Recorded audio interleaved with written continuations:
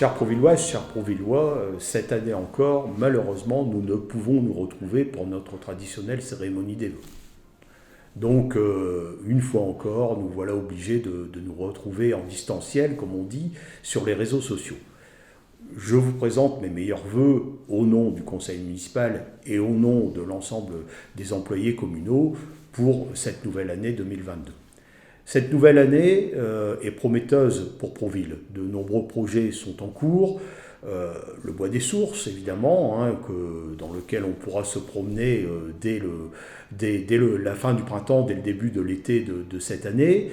Des travaux d'aménagement sur les parkings, sur les voiries, sur les circulations, sur la sécurité routière, sur l'éclairage LED, dont nous continuons évidemment le plan de déploiement, et puis également sur tout ce qui est vie associative, vie culturelle, fleurissement dans la commune, en fait le bien vivre dans notre commune. Donc vous voyez des grands projets avec une belle équipe motivée pour mener à bien ces grands projets. Et puis le projet de l'année, évidemment, vous le savez, c'est le groupe scolaire Charles de Gaulle. Donc, les travaux démarreront dès juillet pour une année complète pour avoir une école du XXIe siècle qui ne sera plus une passoire thermique, qui sera une école passive, digne de ce que nous devons aujourd'hui à nos enfants, tant sur un plan environnemental que sur un plan pédagogique.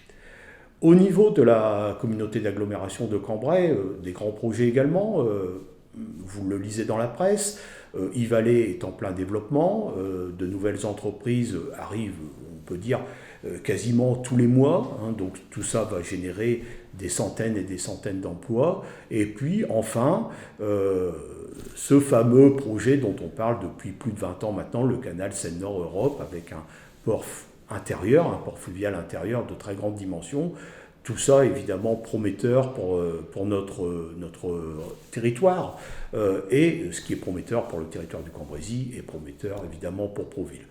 Donc je dirais que le seul point noir de cette année reste cette pandémie terrible qui nous empêche de vivre normalement, et là aussi, bien sûr, le vœu que je formule, c'est que nous en sortions le plus rapidement possible.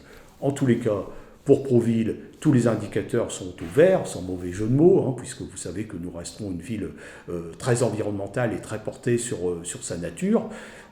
Donc voilà, j'ai de très bon espoir pour cette année 2022, et à nouveau, je vous renouvelle mes vœux et vous souhaite une excellente année.